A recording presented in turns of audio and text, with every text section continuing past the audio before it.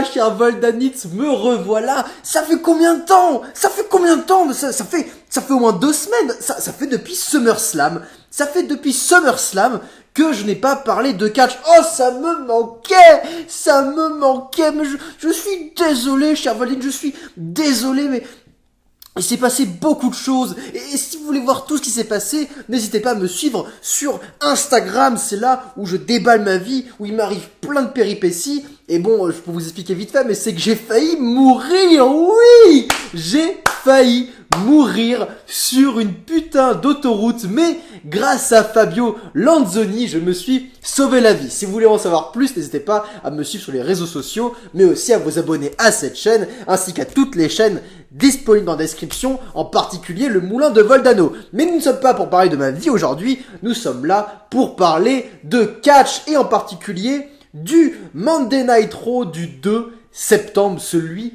d'hier soir. Un Monday Night Raw qui était, ma foi, très bien. Il était très bien. Et où est le problème de ce Monday Night Raw? On nous en revenir en détail, comme toujours, évidemment. Mais pour introduire ce show, je dirais ceci. Ce show avait la qualité d'avoir des segments importants réussis. Tous les segments importants du show, les plus grosses histoires pour le pay-per-view, étaient bien écrits. Tout le reste, les petits détails, les segments moins importants, étaient en dessous. Mais du coup, vu que c'était moins important, ça n'a pas apporté trop d'ombre au show. Si je devrais résumer Raw, ce serait ça, dans l'ensemble. Donc, comme toujours, nous en revenir en détail, après le générique, non, il n'y a pas de générique, Pourquoi il n'y a pas de générique? Parce que mon ordi est en train de cramer actuellement. Voilà, j'ai ma femme et tout le monde qui s'occupe à l'éteindre pendant que je fais ma petite review. Donc, tant pis, je devrais en racheter un. En attendant, du coup, vous avez sûrement un montage plus ou moins alambiqué avec un logo qui pop et qui dépop, je n'en sais rien, je n'ai toujours pas téléchargé mon logiciel de montage. Là, je suis en train d'enregistrer, donc, oh, bonne surprise, on verra bien. Donc, ça se trouve, vous avez un truc dégueulasse, vous avez je ne sais quel catcheur affiché à l'écran, vous n'aurez pas de générique, bref, c'est la catastrophe. Mais, vous avez quand même Serge Voldan. Et si on a Serge Voldan, on a tout ce qu'il faut.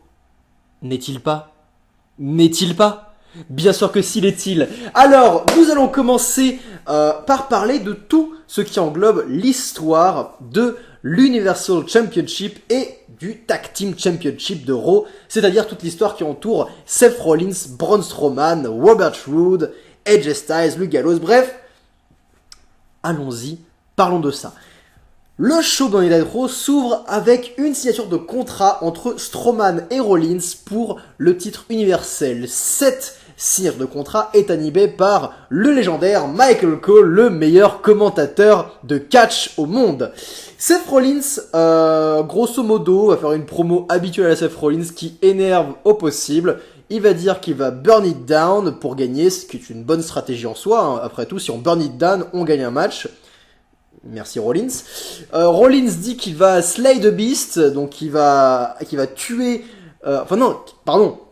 Rollins dit qu'il a tué la bête, contrairement à Strowman, ce qui est vrai, ce qui était déjà dit de maintes et maintes fois, et maintenant il va tuer le monstre.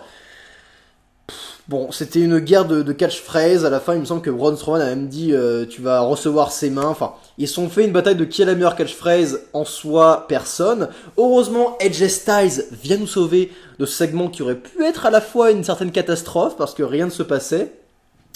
Après que les deux catcheurs aient signé le contrat, AJ rentre, la foule est à fond derrière AJ Styles, elle scande AJ Styles, et il faut avouer qu'il était absolument délicieux, contrairement à Rollins et Strowman.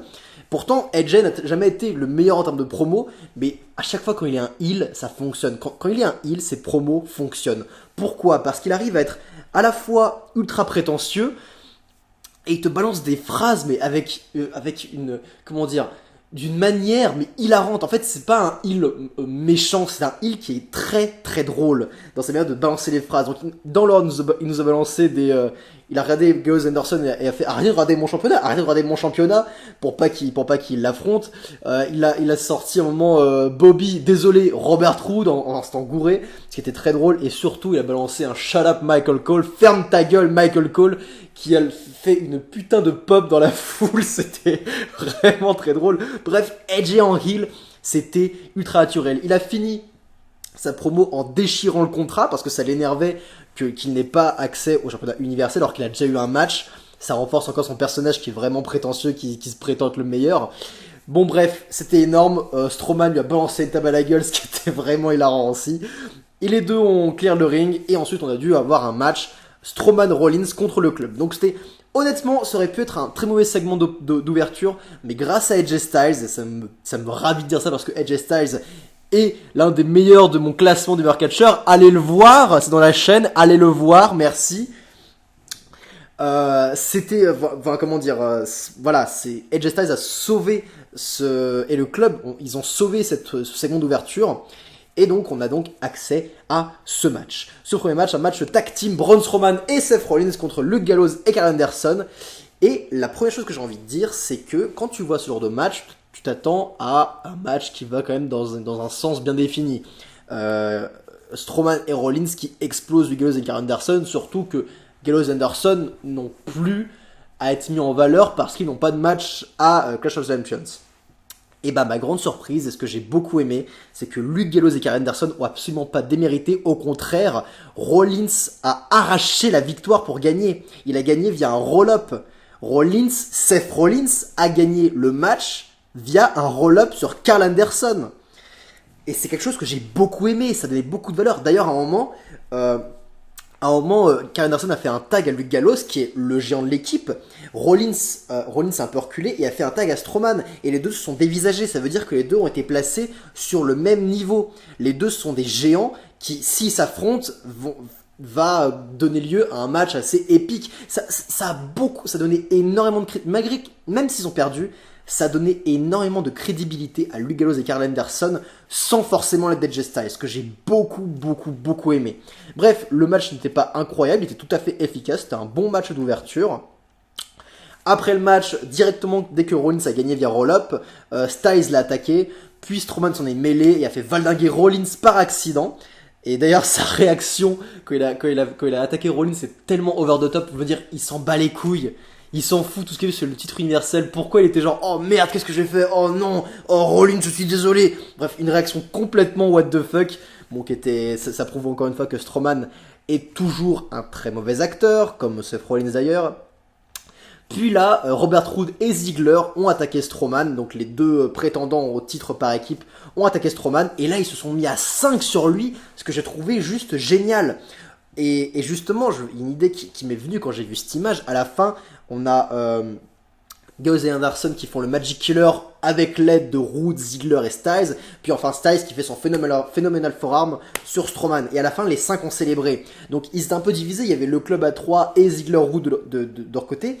Mais je me suis dit, putain, t'imagines si Ziggler et Roode rejoignaient le club? Parce que c'est bien, ils sont en équipe, ça marche bien, mais je pense qu'ils vont quand même sûrement perdre. Enfin, ils vont peut-être gagner, mais j'ai du mal à y croire quand même. Enfin, ils vont être sur mon tag team, ok, pour combien de temps? Pas pour longtemps, je pense. Enfin, ils ont pas énormément de choses. Les deux c'est bien qu'ils soient en tag team, Ziggler et Roode, ça aura redonné de la valeur, mais je ne pense pas que ça va tenir en termes de durée. Par contre, quand je vois cette image avec AJ Styles en leader, l'équipe Gallows et Anderson, et pourquoi pas les mid-carders Ziggler et Roode, dans une seule et même équipe à la Nexus, un nouveau club, parce que c'est bien de se baser sur le passé, que Finn Balor, AJ Styles, Gallows et Anderson soient dans le club, mais on ne s'est jamais dit qu'on pourrait avoir de nouveaux membres dans le club. Et pourquoi pas Dolph Ziggler et pourquoi pas Robert Roode? Ils n'ont rien. Les voir dans le club, ça leur donnerait tellement une nouvelle dynamique. Et putain, ça m'a donné vraiment des frissons quand j'ai vu cette image. Je me suis dit, mais putain, ce serait tellement bien. Et le tout dirigé par AJ Styles, qui pourquoi pas plus tard pourrait se faire trahir. Il a encore un long run, il a encore 5 ans à catcher AJ Styles à WWE, donc il peut arriver des choses encore. Donc, bref, là je sens qu'il y a de l'or. Je ne sais pas s'ils vont aller là-dedans, je pense que c'était juste du one-shot parce que ça colle avec le pay-per-view. Mais franchement, là il y a quelque chose. Là il y a vraiment quelque chose. Bref, étant donné que AJ Styles a dégiré le contrat, la semaine prochaine, il faudra qu'il y ait une nouvelle session de contrat entre Strowman et Rollins, et Stone Cold sera le modérateur pour éviter qu'un AJ Styles pète un câble et déchire le contrat. Voilà, donc on a un segment qui risque d'être plutôt correct, avec la présence de Stone Cold, ça va faire peut-être venir des gens, peut-être faire regarder les gens. Voilà, pourquoi pas, en tout cas, c'est cool, l'histoire n'est pas finie, et c'est dans l'ensemble, toute l'histoire Strowman Rollins était particulièrement réussie, et bizarrement grâce au final au club, qui n'est pas dans l'histoire. Donc voilà, c'était... J'ai beaucoup aimé tous ces segments. On va maintenant enchaîner avec tout ce qui entoure le King of the Ring, qui jusqu'à là, j'étais pas à fond derrière. Honnêtement, l'idée quand j'ai vu les 16 catchers, je me suis dit putain ça va être génial. Et plus le King of the Ring avançait, plus j'étais oh putain, mauvaise décision, mauvaise décision, mauvaise décision, mauvaise décision. Donc on va en revenir plus tard. Là je vais parler de ce qui entoure le show parce que pour la première fois, j'ai trouvé ce King of the Ring entouré que de bonnes décisions. Et c'est quelque chose que je trouve quand même très cool.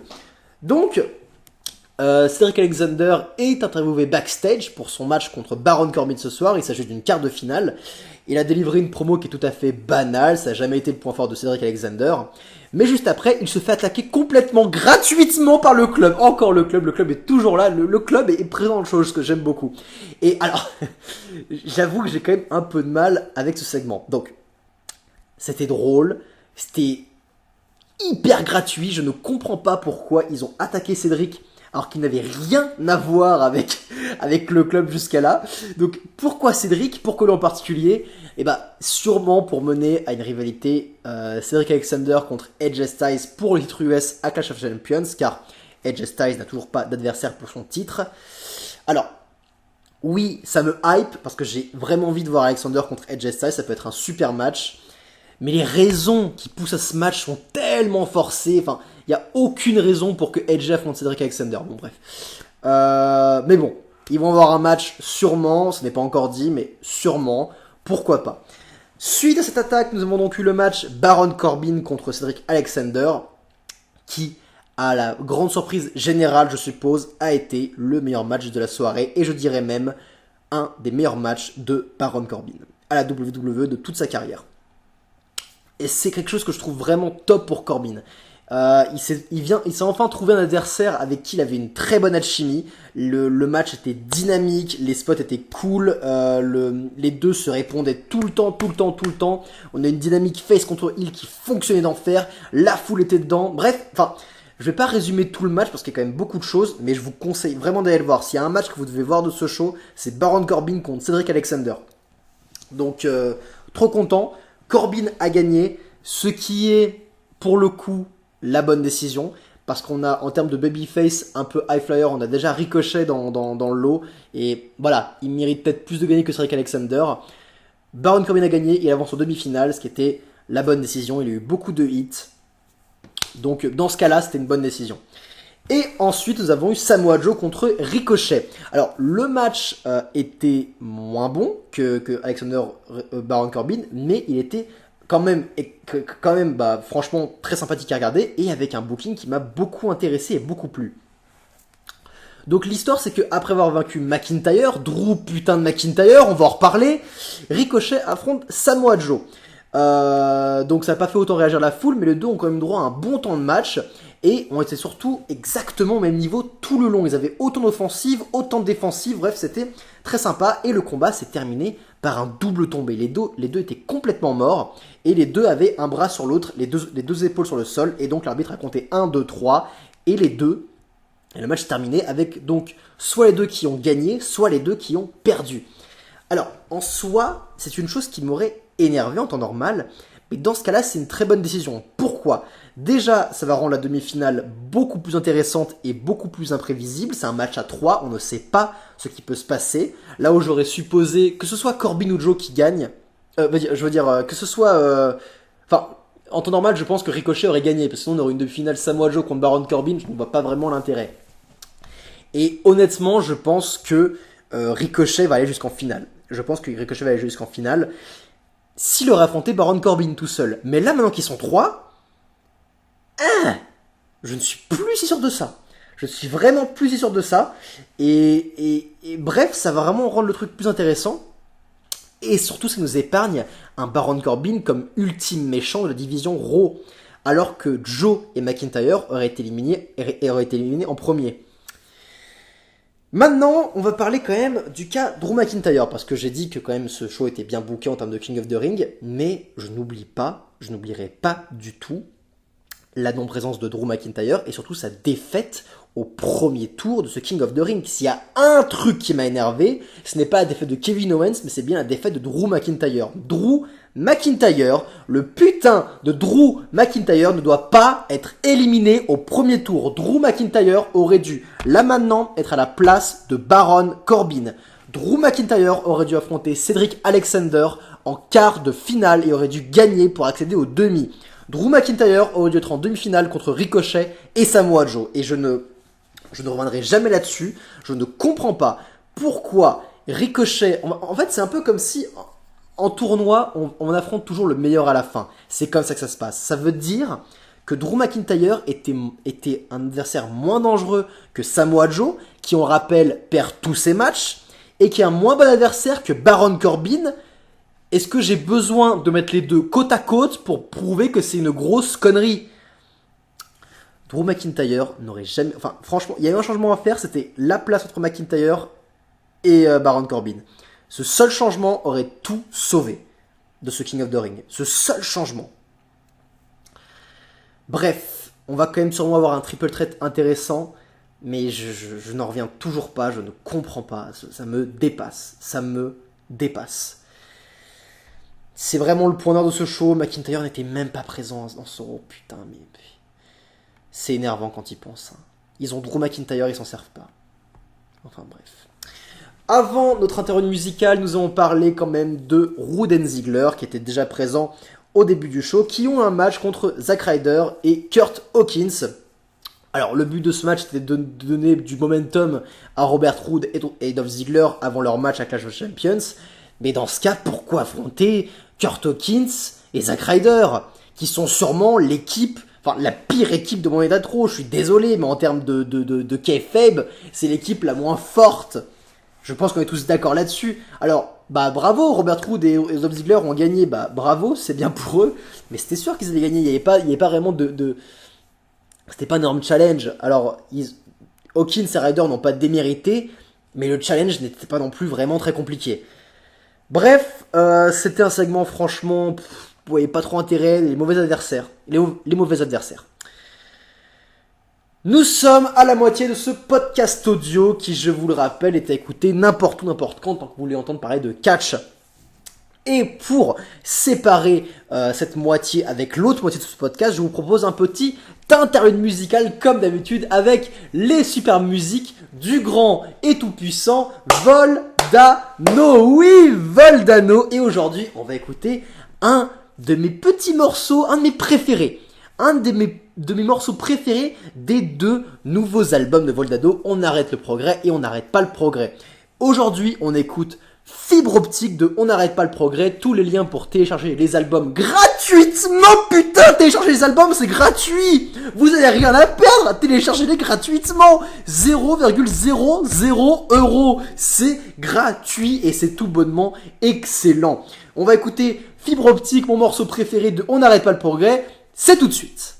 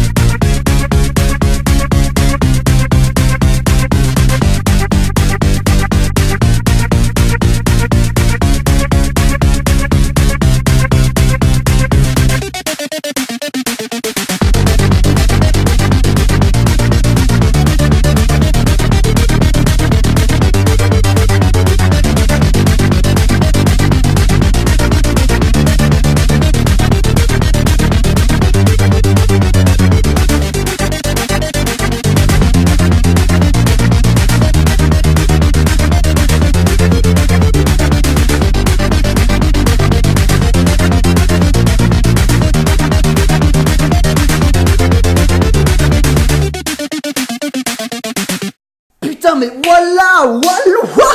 voilà, vous avez vu comme c'était sympa. C'était fibre optique de On n'arrête pas le progrès de Voldano. Téléchargez les albums dans la description et bougez vos fesses.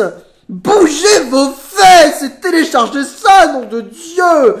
Et surtout, n'oubliez pas de vous abonner à tout, à cette chaîne, au Moulin de Voldano, à la chaîne de mon frère Dino. Mais qu'est-ce que vous attendez? Barrez-vous, abonnez-vous, barrez-vous. Et suivez-moi sur Instagram. Suivez-moi sur Instagram et suivez mes aventures. Et n'oubliez pas de boire de l'eau, c'est important. C'est très, très important. Bon, maintenant, je vous préviens, on va parler de beaucoup de segments plus ou moins anecdotiques, à l'exception d'un seul, qu'on va parler un peu plus tard. Donc, on va expédier tout ce qui était plus ou moins inutile, en commençant par Lacey Evans contre Natalya. Voilà, un petit match entre les deux. Dès le début, Natalya a attaqué Lacey, sûrement parce que son entrée l'énervait, ou je ne sais quoi. Bref, le match était pas mal. Lacey gagne, ce qui rebooste un peu son image. Par contre, alors voilà, bon, match correct en plus, on s'en bat un peu les couilles. Par contre, voilà, il faut vraiment que Lacey Evans change son finisher. Enfin, comment elle peut avoir comme finisher un coup de poing alors qu'elle possède un très beau moonsault?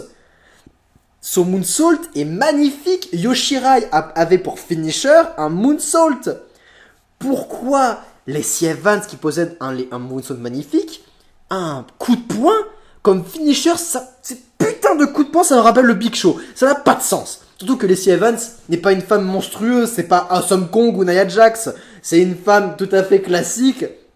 Pourquoi son coup de poing à elle mettrait KO n'importe qui? Ça n'a pas de sens. Surtout qu'elle pourrait le faire n'importe quand à ce moment-là. Bref, les coups de poing finisher, ça m'a toujours énervé. Il faut vraiment qu'elle change de finisher, d'autant plus que son catch n'est pas fantastique. Par contre, j'avoue que Lacey Evans a un personnage qu'elle maîtrise de A à Z. Voilà, donc elle n'est pas à jeter, Lacey Evans. Elle peut être vraiment très bonne. Elle a encore beaucoup de choses. Elle doit progresser avant d'être mise sur le main event. Mais elle n'est pas à jeter. Elle a un très bon personnage. Donc voilà, hâte de l'avoir progressé. Hâte de voir la suite avec elle. C'est une belle blonde. Vince McMahon aime ça. Mais voilà, faut pas qu'elle soit mise trop vite sur le devant de la selle comme c'était le cas à l'époque face à Becky Lynch. C'était pas très sympa à regarder.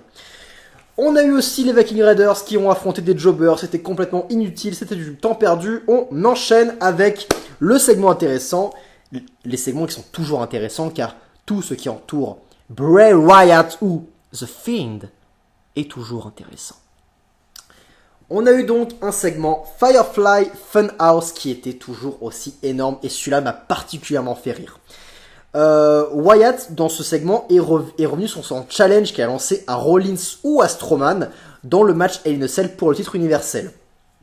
Parce que sur Twitter, il avait lancé cette idée. Et là, du coup, on a eu la marionnette de Vince McMahon qui est intervenue et qui a commencé à s'énerver contre Bray Wyatt, qui a commencé à dire mais comment oses-tu affronter Rollins et Strowman? Et là, Bray a fait wow, boss, calme-toi, t'inquiète pas. Et pour convaincre le boss, il lui a montré de l'argent, une liasse de billets que Vince McMahon a essayé d'attraper avec ses mains. Bray Wyatt jouait avec lui en faisant attrape, et il a nourri Vince McMahon avec l'argent, et ça a convaincu Vince. C'était tellement drôle que ça montre que Vince a quelque part quand même beaucoup d'autodérision pour laisser faire ce genre de choses. C'était vraiment, vraiment très drôle, et bref, c'était hilarant. J'ai hâte de voir c'est bien parce que ça prouve que là, pour une fois, ils ont des plans sur le long terme. Ça fait longtemps que je n'ai pas vu une rivalité se préparer comment dire, parce que là c'est une rivalité qui se prépare pour Hell in a Cell qui est le prochain pay-per-view, ce qui va se passer après Clash of Champions, et en temps normal la WWE prépare ses rivalités pour le pay-per-view qui va suivre, pas pour suite après. Et là c'est la première fois que je vois ça, une rivalité la préparation de la rivalité commence maintenant à plus d'un mois du show, ce qui est vraiment génial. Enfin vraiment j'ai beaucoup aimé ce segment, j'ai hâte de voir ça, ça montre qu'ils sont derrière Bray Wyatt, qui commencent déjà à préparer ça, parce que j'aime beaucoup ça. On a aussi eu une petite promo backstage de Rey Mysterio, suite à sa promo de la semaine dernière qui était assez touchante. où il revenait sur sa carrière en disant qu'il avait bientôt terminé, qu'il n'avait plus rien à prouver, qu'il allait arrêter. Et là, il explique grosso merdo que son fils Dominique l'a convaincu de se battre, de continuer à se battre encore.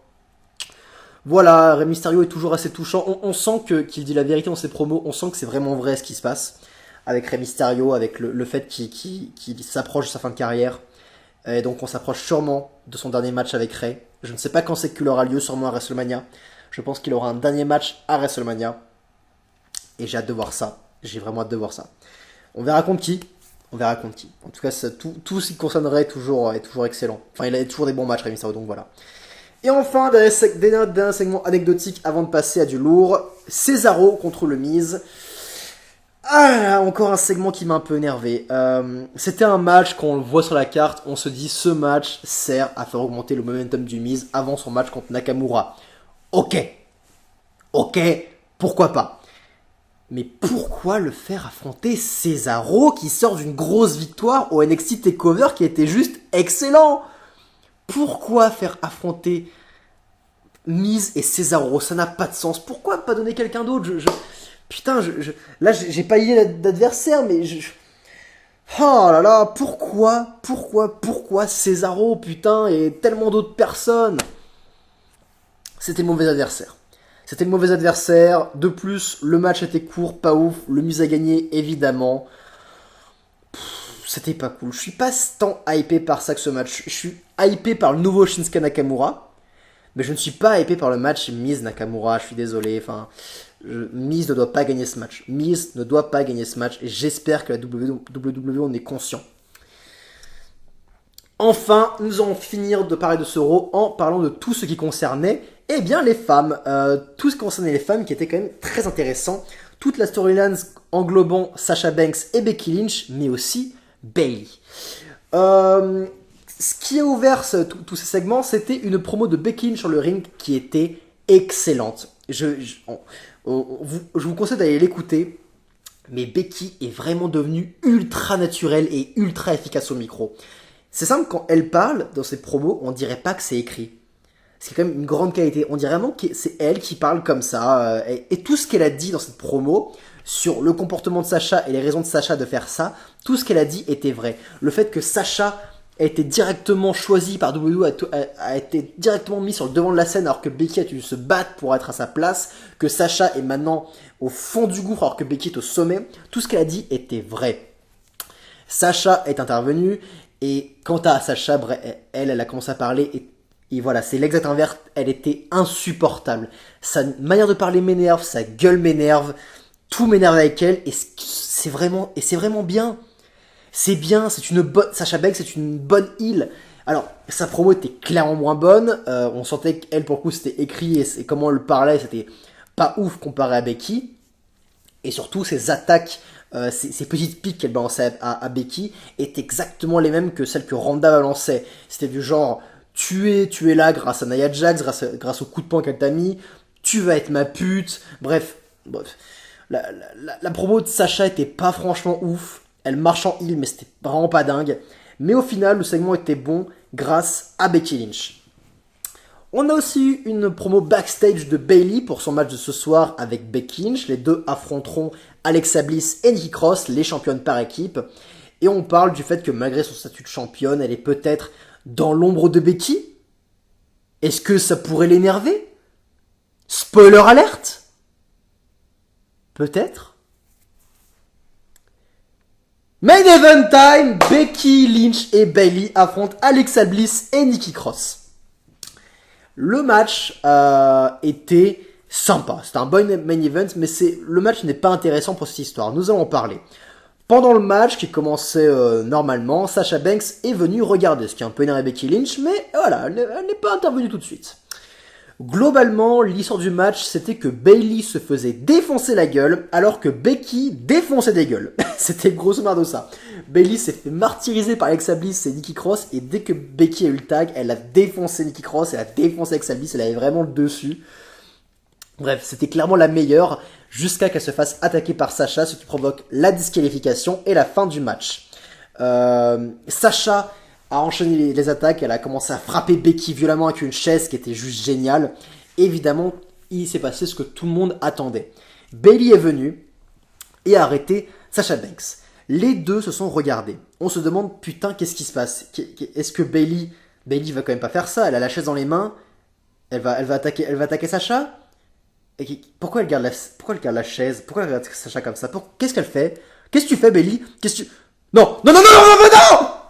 Et si Bayley a pris la chaise et a commencé à frapper Becky Lynch avec la chaise qui était déjà morte par terre. La foule scande yes, yes, yes. Moi aussi, je suis complètement dingue quand je vois ça. À la fin de ça, les deux amis célèbrent ensemble devant le corps torturé de Becky Lynch pour clôturer le show. Et putain, enfin, oui! Bayley est enfin heel. Putain, depuis le temps qu'il fallait ça. C'est une super décision de booking.